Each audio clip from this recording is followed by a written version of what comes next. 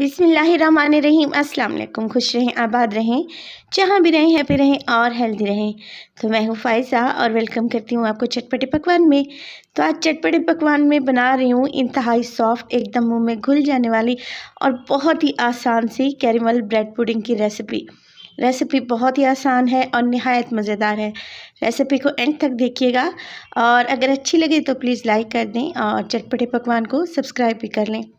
तो चलें जल्दी से चलते हैं अपने किचन में और बनाते हैं मज़ेदार सी ये कैरेमल पुडिंग। तो कैरेमल ब्रेड पुडिंग बनाने के लिए सबसे पहले तो हमें चाहिए होंगे ब्रेड के यहाँ पे 4 स्लाइस मैंने ले लिए हैं। और देखिए किसी तेज़ छुरी की मदद से आपने इनके किनारों को अलग कर लेना है। किनारे थोड़े से सख्त होते हैं, इसलिए पुडिंग में अच्छे से घुलेंगे नहीं, इसलिए मैं इनको रिमूव कर दूँगी। तो ये तकरीबन मीडियम साइज़ की 4 ब्रेड हैं। अगर बड़े साइज़ की हो तो आप 3 भी ले सकते हैं। ब्रेड के किनारे मैंने काट लिए हैं। अब मैंने ले लिया है एक चॉपर और ब्रेड के छोटे छोटे से टुकड़े करके चॉपर में शामिल कर दूंगी। अगर चॉपर आप लोगों के पास अवेलेबल नहीं है तो आप जूसर ब्लेंडर का भी इस्तेमाल कर सकते हैं।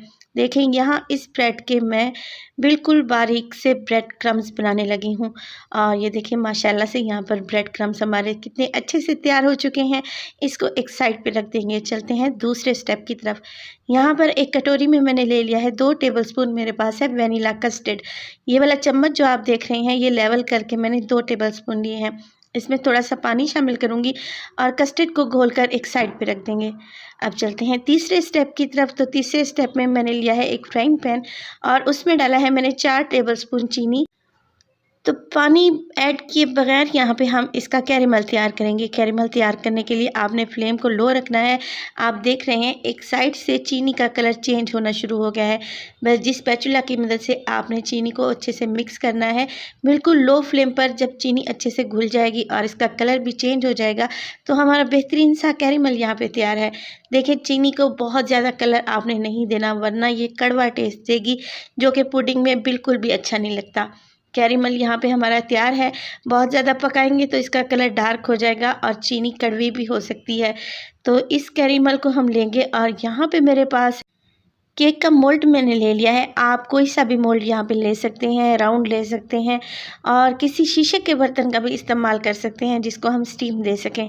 देखिए सारा कैरेमल मैंने इस मोल्ड में डाल दिया है और इसको फैला दूंगी। हल्का हल्का से किनारों पे भी लगा रही हूँ। अब मैं ये मोल्ड उठाऊंगी और इसको जाके फ्रिज में रख दूंगी ताकि चीनी अच्छे से सेट हो जाए।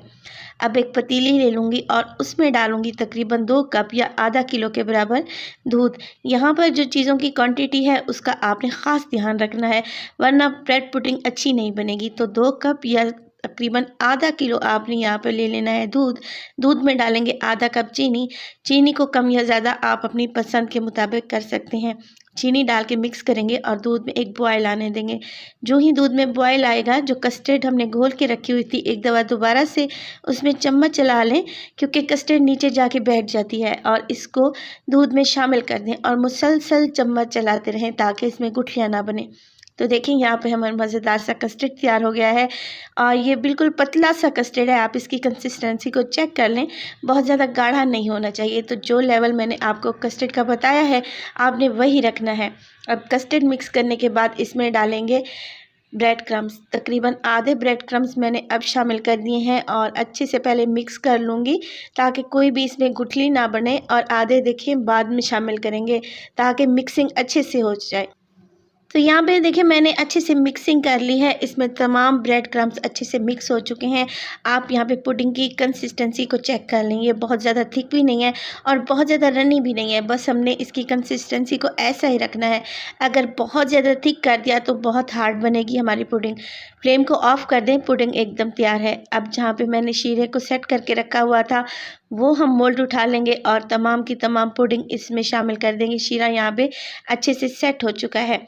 तो देखिए यहाँ पे पुडिंग में शामिल कर रही हूँ।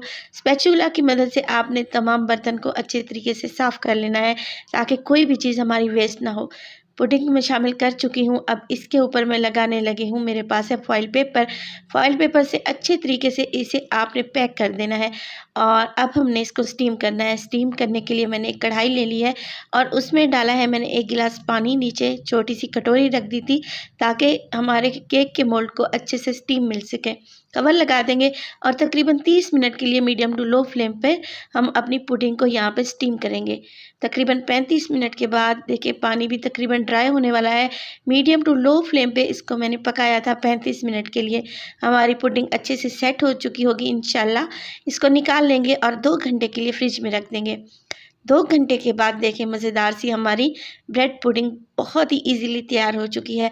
आप इसे बच्चों के लिए बनाएं तो बच्चे बहुत ही इंजॉय करते हैं। इसके अलावा आप इसको मेहमानों के लिए भी बना सकते हैं। देखें किनारों को छुड़वा लेंगे हल्के से छुरी की मदद से और एक प्लेट इसके ऊपर रखेंगे और इस तरीके से इसे डीमोल्ड कर लेंगे। तो बहुत ही एहतियात से आपने मोल्ड को देखें ऊपर की जानिब निकाल लेना है और माशाल्लाह से देखें कितनी ज़बरदस्ती हमारी ब्रेड पुडिंग तैयार है। रेसिपी को ज़रूर ट्राई कीजिएगा, रेसिपी बहुत ही ज़बरदस्त है और जो टिप्स एंड ट्रिक्स मैंने दी हैं आप अगर इसको फॉलो करेंगी तो आपकी भी ब्रेड पुडिंग एकदम ज़बरदस्त बनेगी। तो रेसिपी को ज़रूर ट्राई कीजिएगा, अच्छी लगे तो अपने फैमिली और फ्रेंड्स में भी शेयर करें। अपना बहुत सारा ख्याल रखिएगा। फ़ायज़ा को दीजिए इजाज़त, टिल देन अल्लाह निगहबान।